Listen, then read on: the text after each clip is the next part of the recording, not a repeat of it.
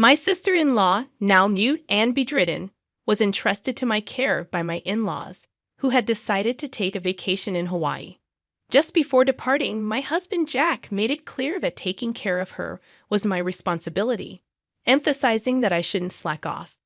As soon as Jack and his family left for their vacation, my sister-in-law, surprisingly, sat up and suggested that we get going too.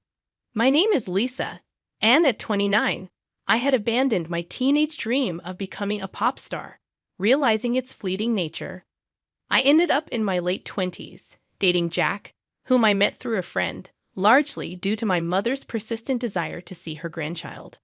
Jack, despite having once aspired to enter the entertainment industry, now worked at a prestigious trading company in downtown Manhattan.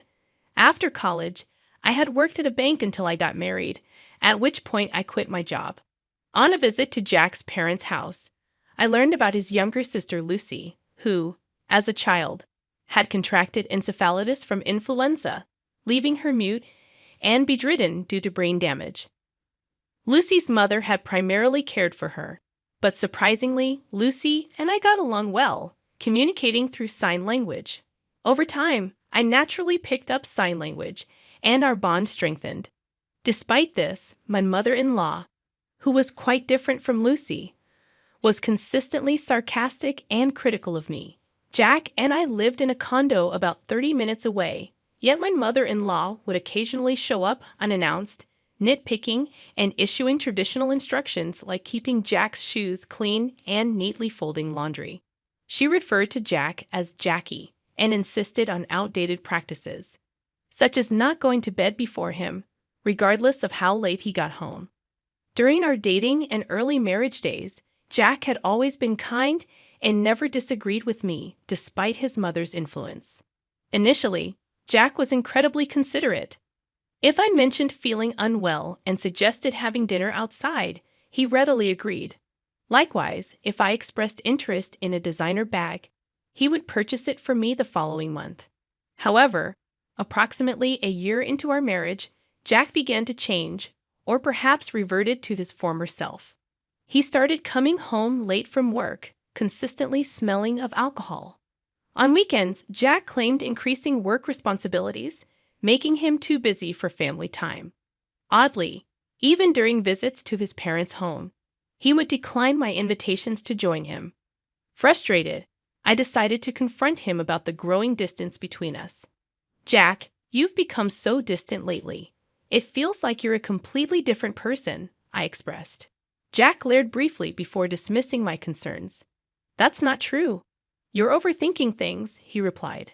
Unconvinced, I pointed out that he rarely spoke to me anymore.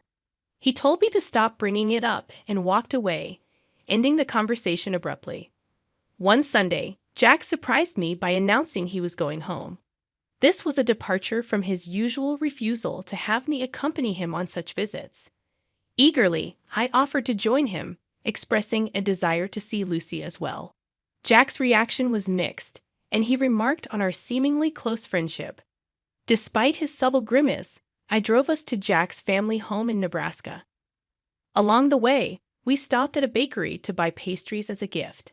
Jack's mother, who typically frowned at my presence, lit up upon receiving the pastries. When we arrived, she greeted us with a frown, as if displeased to see me.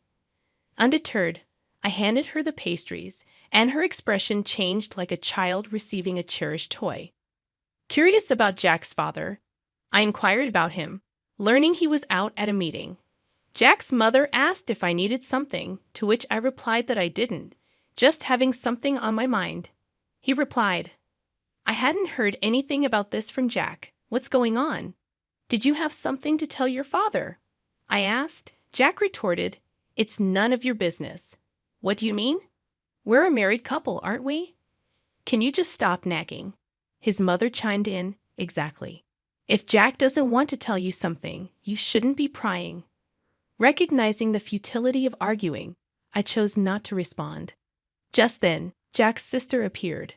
"Oh, Jack, you're here," she said. Jack seized the opportunity, saying, "Sis, perfect timing." "I have something to discuss," she inquired. "What is it?" Jack proposed. I can take a long vacation next month. I was thinking about a family trip to Hawaii. How about you, sis? She replied, I'll pass. I don't have a passport. I was taken aback. Jack, usually busy with work, was suggesting a trip to Hawaii. Concerned, I asked, Jack, is everything all right with your job?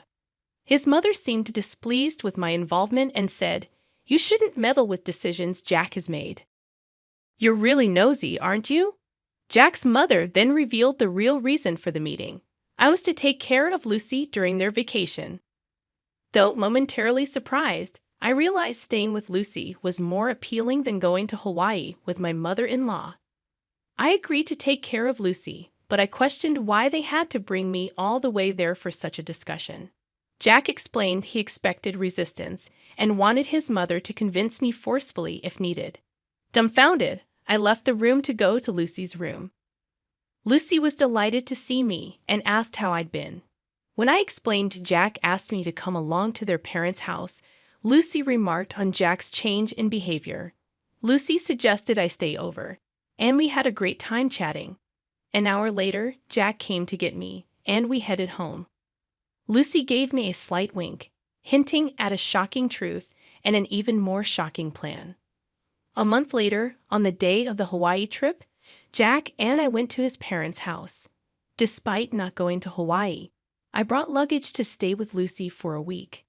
As departure neared, the family insisted that taking care of Lucy was my job, and my mother-in-law added, Please get along well with Lucy. It's better for you to stay here, isn't it? If anything happens to Lucy, it's all your fault. Unfazed, I returned to Lucy's room. At that moment, Lucy sprang up energetically and called out, Come on, let's get going. This echoed a recent conversation where Lucy revealed she could walk and converse, a secret she had kept since last year. I suppose, why have you been hiding this from the rest of the family? Lucy began sharing an unexpected tale, saying, Actually, my father and mother are both remarried. I'm my dad's child from his previous marriage, and my sister and brother are from my mom's side. Surprised by this revelation, and considering the usual coldness from my mother-in-law towards Lucy, I couldn't help but think, I thought so. Is that so? Lucy confirmed, Yeah, my mom despises me. And I didn't want to talk to her, so I pretended that I couldn't. Curious about her father's knowledge, I asked, And your father? Lucy explained, Dad knows everything. He's always on my side. Understanding the situation, I said, I see. That's why, regarding this trip to Hawaii, I'm thinking we should go too. Perplexed, I asked, what do you mean? Lucy explained, I mean I'm planning to go to Hawaii on the same day with you. We'll even stay at the same resort. Her proposal caught me completely off guard, and I responded, What? I'd be thrilled to go to Hawaii with you, Lucy. But do you even have a passport? Confidently, Lucy revealed, Of course. I secretly got my passport last month. And don't worry about the expenses. My dad is covering our plane tickets and the resort, including yours. Excited about the unexpected turn of events, I said. I see. I'm really looking forward to this. That's how we ended up at the airport, Lucy and I, arriving in Hawaii early in the morning. My father-in-law, who had been supportive, was there to see us off. Expressing gratitude, I said, Thank you, father-in-law. I feel guilty for all the plane tickets and resort fees you've covered. He reassured me, saying, Don't worry about it. As long as you two have fun, I'm happy. After landing, we took a taxi from the airport and checked into the resort hotel.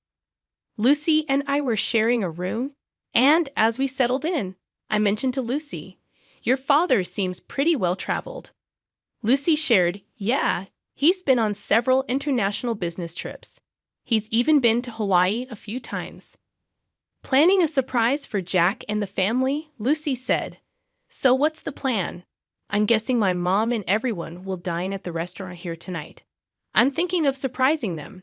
Excited about the idea, I replied, That sounds like fun. I'm excited.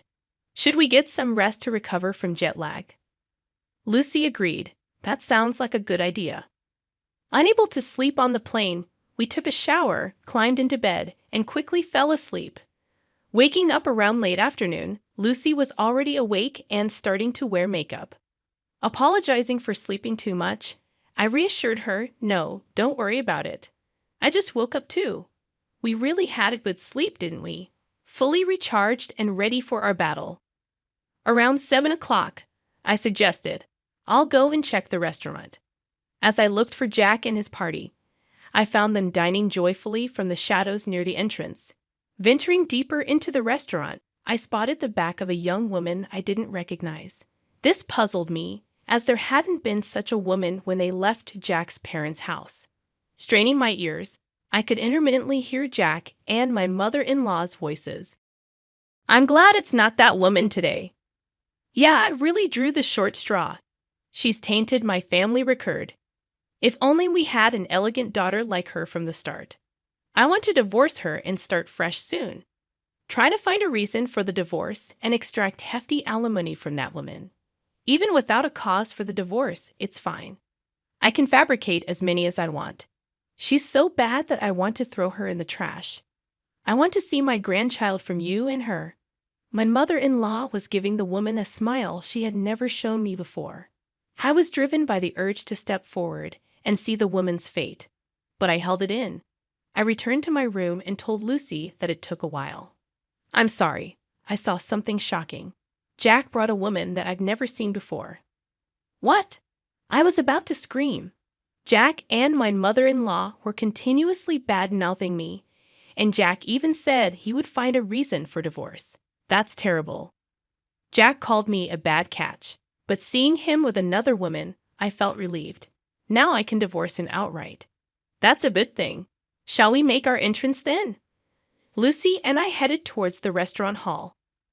When we entered the restaurant, we requested to sit near Jack's table and were able to get a seat quite close to them. They didn't notice our arrival as we were sitting quite close. We could hear their conversation, which was still filled with derogatory comments about me. I was amazed and ended up giving a bitter smile at how they could badmouth me indefinitely. Seeing my face, Lucy gave a nod with a smile, a cue for us to begin our counterattack. I stood up from my seat, stepped forward towards Jack, and shouted, "Are you all having a good time?" I'll never forget the look on Jack and my mother-in-law's faces at that moment. Their mouths agape and eyes wide open, they froze for a few seconds. After a few seconds, my mother-in-law finally spoke. "Why are you here? And how did Lucy get here without a wheelchair?" At her words, Lucy stood up, gave my mother-in-law a smile, and said, "I don't need a wheelchair. Thanks to you, my body and speech have returned to normal. I must have caused you quite a bit of trouble for a long time. Lucy, when did you regain your ability to speak?" "I wonder when that was. Maybe last year." "Then why did you hide it until now?" "Because it was better if you guys continued to believe that I couldn't speak. You and Jack were speaking ill of me earlier, weren't you?" My mother-in-law's face turned pale in an instant. "What do you mean?" she asked. "Yeah, we weren't saying anything bad about you, Lisa," Jack retorted. "That won't work. I recorded everything on my phone. Do you want me to play it back right now?" I countered. My mother-in-law fell silent, but Jack stood up. "Lisa, you've been causing me trouble all this time, and now you're making these outrageous claims," he barked. Jack was the one making absurd claims, so I retaliated. "Once I return back home, I'll immediately contact my lawyer to initiate our divorce procedure. You can't deny the fact that you're on a vacation abroad with another woman. Plus, you described being with me as drawing a blank lottery ticket.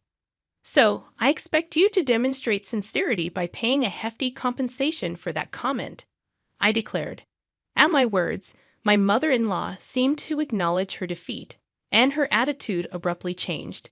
"Lisa, dear, I really like you. Please try to get along with Jack. This woman is not involved with Jack," she pleaded. "I'm sorry, but I can't do that. Since I am a blank lottery ticket, I cannot live with Jack. Please enjoy your time with this woman. Oh, and I might also seek compensation from her." "Isn't that exciting?" I smirked. The woman in question turned pale and began to tremble upon hearing my words. Unfazed by the public gaze, Jack fell to his knees and pleaded, "Lisa, I beg you, don't make this a big deal." "My company has strict rules about this," he implored. "What's that?" "You don't sound sorry at all," I replied. Jack appeared taken aback, then tried again. "Lisa, I beg you, forgive me. If my company finds out, I'll lose my job," he confessed. "Though your place sounds better now, I will never forgive you. You are married, and yet here you are on an overseas trip with another woman," I said firmly. Upon hearing my words, my mother-in-law also fell to her knees next to Jack, pleading, "Please forgive my son," tears streaming down her face. By this time, all the other customers were watching us, and the restaurant manager started walking towards our table. Seeing this, I got up and said, "Well, Lucy and I will head back to our room. You all enjoy your Hawaiian vacation. I guess things will get a bit difficult when you get back home." Hearing this, Jack cried out at the top of his lungs, "Please forgive me. I can't afford to pay any compensation." At his loud outburst, the restaurant manager frowned, instructed something to a nearby staff member, and then briskly told Jack something. It was a polite way of telling him that he was disturbing the other guests and needed to leave. However, Jack was taken aback, not understanding the manager's words. Soon, 2 buffed-up security guards arrived and hauled Jack away. Jack was sobbing and struggling, but he was no match for the 2 bulky men. My mother-in-law and the woman were dumbfounded, unable to utter a word, while Lucy and I were also surprised by the turn of events. I thought Jack got what he deserved. A week later, Lucy and I returned home. Jack was quickly released and seemed to have returned to his room. However, I later heard that he had been in a state of shock since returning to his room and had kept to himself until the end of the trip. The day after I returned home, I went to the law firm where my old college friend worked to request a divorce proceeding. Unfortunately, my friend was not present, but a female lawyer was assigned to me, who was very easy to talk to. I was able to explain everything that had happened. After listening to my story, she'd assured me that a divorce was possible, that I could claim alimony, and that she would investigate the woman who was with Jack in Hawaii before determining whether I could claim alimony from her as well. A month later, the female lawyer contacted me and informed me that it had been proved that Jack had been dating the other woman for about 6 months. Hence, she said it was possible for me to demand alimony from this woman too. I requested the female lawyer, "Please squeeze as much alimony as you can from Jack and his woman." She smiled and nodded. 2 months later, I was officially divorced, and into my bank account was deposited the alimony from the 2. I mumbled as I saw the amount, and that's karma for calling me a blank lottery ticket. 3 months later, Jack and my mother-in-law suddenly visited my place. Despite it being only 3 months, they had lost a lot of weight and looked completely haggard. I asked them, "What do you want? I don't want to see your faces." Jack replied in a thin voice, "I'm sorry. Could you lend me some money? I've lost my job," and the woman ran away. "I don't even have money for food." My mother-in-law also spoke in a whisper. "I've divorced my husband too. I don't have money. Please, I beg you." My mother-in-law was in tears. I responded, "Too bad. I have absolutely no obligation to help you. And even if I did, I would never help you guys out. Now please leave." After they left, I sprinkled a large amount of salt at my entrance to get rid of bad energy from my house. I regretfully forgot my wallet again, so I asked if my friend could cover the bill. When my niece's school had an extended break, it became a routine for my single mother's sister-in-law and her daughter to stay at our house. Initially, I sympathized with her situation and believed in helping out. But over time, she began taking it for granted. One day, she insisted on going to a new outlet mall nearby, and reluctantly, I agreed. However, she conveniently forgot her wallet and demanded that I pay, frustrating me. Despite this, I didn't want to disappoint my sweet niece, who often went without due to their circumstances. Reluctantly, I covered the cost, insisting my sister-in-law repay me. Unfortunately, it didn't end there. On another occasion, my sister-in-law demanded another trip to the outlet mall. And this time, I was determined not to give in. My husband and I, in our 30s and married for 5 years without children, had discussed the possibility of infertility and decided to let things happen naturally. Our parents were supportive, understanding that not every couple follows the same path. Though still hopeful for children, we were planning our future without excluding the possibility of living without them. My younger brother, still single, once joked about having lots of kids for my share, seemingly unaware of our fertility discussions.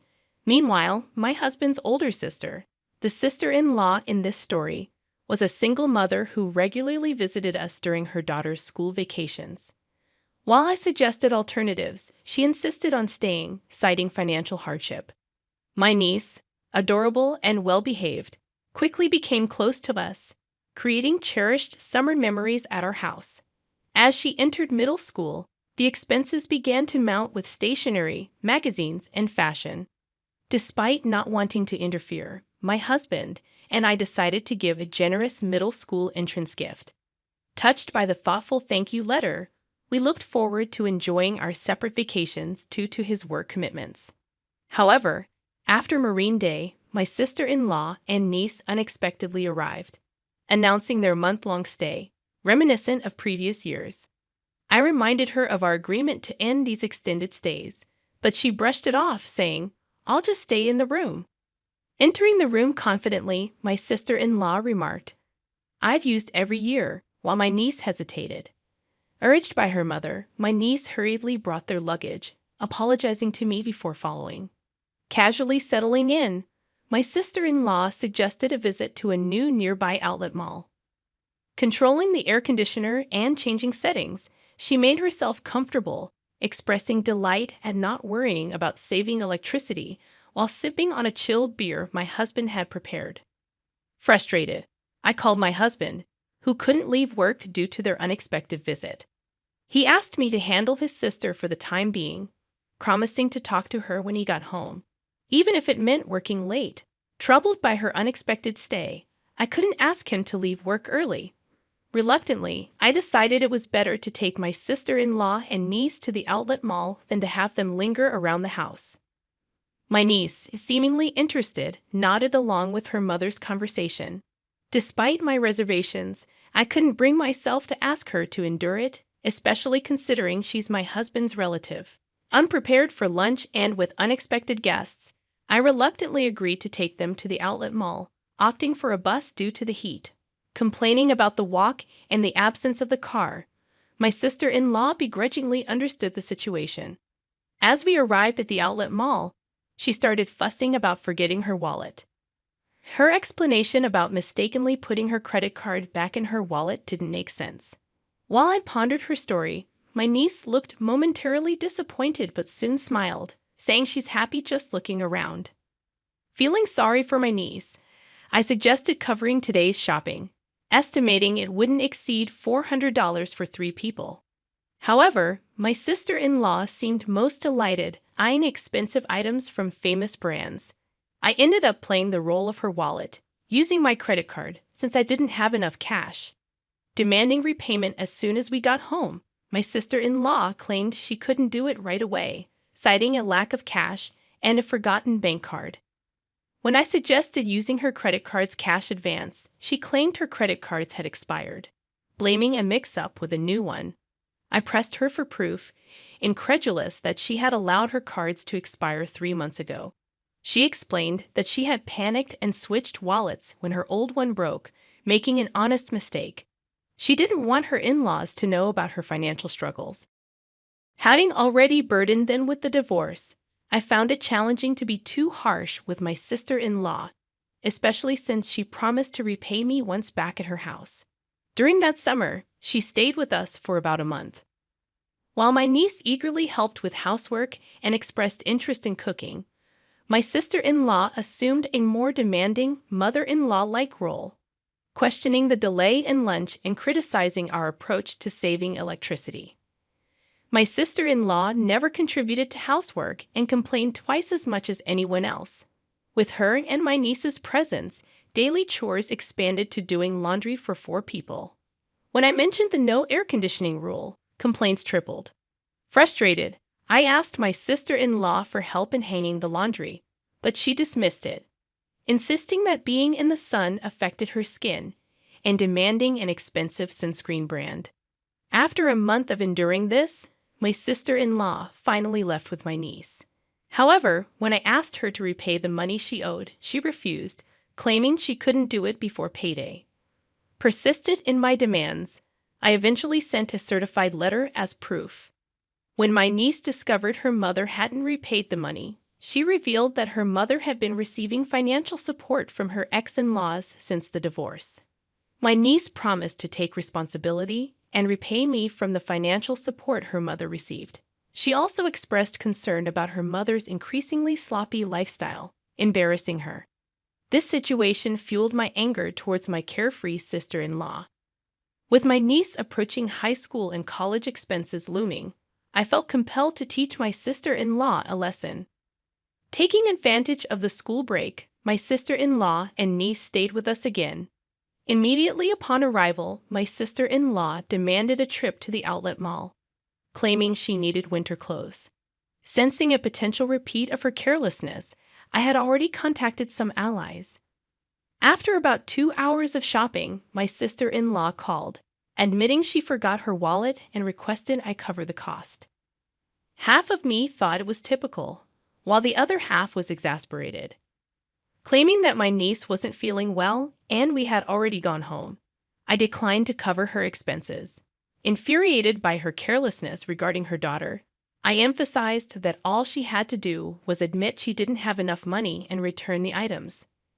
Why did I have to cover the expenses for her shopping? Regardless, I needed to proceed with my plan.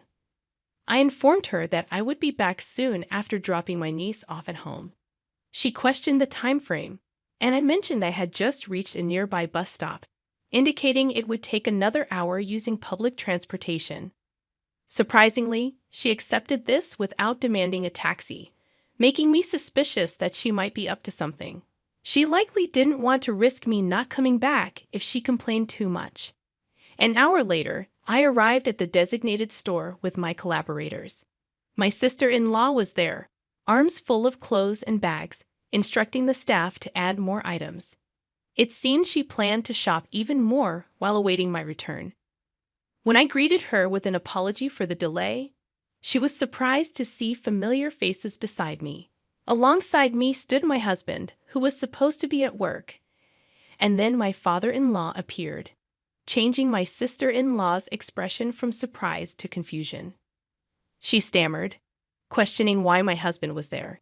In truth, I had informed him about her failure to repay the money, and he was aware of everything that had transpired. He had agreed with my plan and was actually at home on a day off, hiding in the bedroom when my sister-in-law arrived. I had followed our plan and told her he was at work, and she believed me without checking. After hearing the story from my niece, my husband agreed that we should inform his parents. We reported everything, including her extended stay and refusal to repay the money. When I explained our plan for the day to my in-laws, they were furious, saying it was outrageous. After separating from my sister-in-law at the mall, I immediately contacted them. My husband had driven ahead and waited for us. My niece and I left my sister-in-law and went to the parking lot, where my husband was waiting to drive us to a hotel to meet my in-laws. They had planned to go on a short trip to a rural area, but they prioritized our situation over their trip and waited at the hotel. I felt bad that their plans were ruined, but they insisted on dealing with my sister-in-law's antics first. As planned, we left my niece with my mother-in-law at the hotel and returned to the outlet mall. When we confronted her, my sister-in-law furiously accused me of being cheeky for someone who was just a wallet to her. However, my husband and father-in-law took away all the clothes and bags she was holding. My husband retorted, "What are you doing? Don't return my clothes. They're not yours if you're not paying for them." My sister-in-law hesitated for a moment as my father-in-law returned the items to the store staff. My husband then dragged her out, and as he pulled her arm, she screamed, It hurts. Let me go. Someone help, he's attacking me. Realizing she couldn't overpower him, she started accusing my husband of being a villain. My father-in-law, who had returned from explaining to the store, pulled out something from his jacket pocket. He was, in fact, a police officer. I just happened to witness the incident, he explained, and everyone around us stopped listening to my sister-in-law's complaints. They pushed her into my husband's car parked in the lot. After reporting her actions to my in-laws, my father-in-law immediately checked her bank account. My niece knew where the passbook was, so they checked at my sister-in-law's house while she was away. The in-laws had been providing her with a monthly stipend, believing her claim of wanting to save the divorce settlement money for my niece's future. However, the entire amount was withdrawn on the day it was deposited, leaving a zero balance. The account in my niece's name, supposed to contain the divorce settlement, was almost empty because my sister-in-law didn't receive alimony due to her fault in the divorce. She also withdrew the child support from her ex-husband immediately after it was deposited. Furthermore, she confessed to not working, despite telling her parents she was. She spent her days leisurely using the support money and child support. The divorce settlement money she claimed to save for my niece was spent on her lifestyle. When it ran out, she planned to make me buy designer goods and sell them for cash. She even boasted about how well-known Target outlet items sold. My father-in-law hung his head in shame and apologized to us. Despite feeling sorry for my father-in-law, I showed them a video as evidence. It captured my sister-in-law red-handed. Whenever she and her daughter stayed with us, my husband's and my belongings mysteriously disappeared. It was too coincidental to happen every time, and more items vanished with each visit. Without proof, I couldn't accuse her, but I kept an eye on her. After she didn't repay the money I had fronted, I couldn't watch her all the time, so I installed hidden cameras in our rooms. Multiple times during her stay, she seemed to be searching our room when I was out. Finally, she began to blatantly steal. Just before leaving, there were times when she had checked the location many times and would go straight to his destination and steal what she was looking for. With practiced skill, she knew exactly where to go, swiftly taking specific items like my jewelry and my husband's luxury watch. The cameras caught her in the act, even capturing her face as she didn't notice them.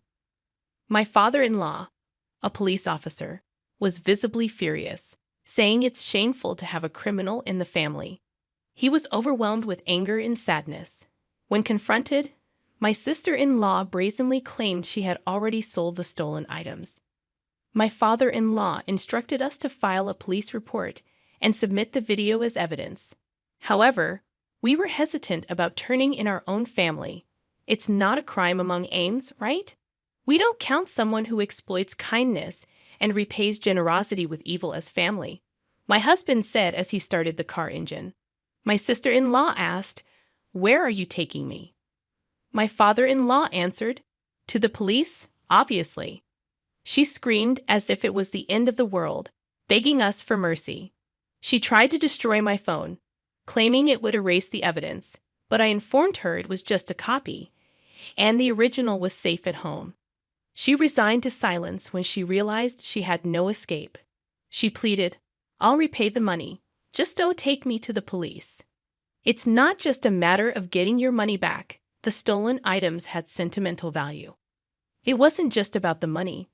My jewelry I bought with my first salary, gifts from my husband, and heirlooms from my late grandmother. The same went for my husband's luxury watch. But we worried about what would happen to my niece if her mother became a criminal. We thought my in-laws would take care of her, but it would hurt her to know her mother was a thief. So, for my niece's sake, we proposed not to file a report if she kept her promise to repay us. My father-in-law agreed to ensure she kept this promise. She had to repay a set amount each month earned through her own labor.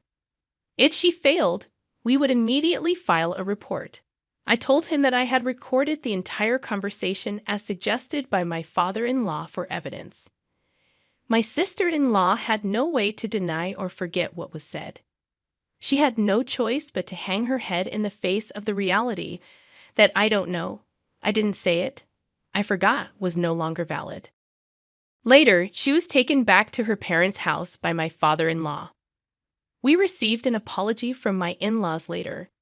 They admitted they had been too lenient due to their love for their granddaughter and their daughter's manipulations. They realized they had spoiled her too much and vowed to re-educate her strictly. My sister-in-law, who had always been pampered, thought it was her due. After getting engaged, she quit her job to become a housewife. Even though it was difficult to get a job again after the divorce, my sister-in-law herself confessed that she thought she was only working part-time, but in reality, she wasn't working at all. After her divorce, she didn't even attempt to work, saying she didn't want to be associated with unfashionable older women. My father-in-law, knowing she was too sheltered, arranged for her to work at a company owned by his acquaintance. The owner was strict but fair. She struggled with basic manners and language, and her salary was managed by my mother-in-law, used to repay us. My sister-in-law and her daughter moved out of the house left by her ex-husband and now live under strict supervision with her parents. My niece is becoming a more responsible person, helping her grandparents. She plans to stay with them during the winter break, but looks forward to visiting us during the spring break. My husband and I are excited for her next visit. As for my sister-in-law, regardless of any change in her, she is not welcome in our house. We both agree it's best to avoid unpleasant feelings.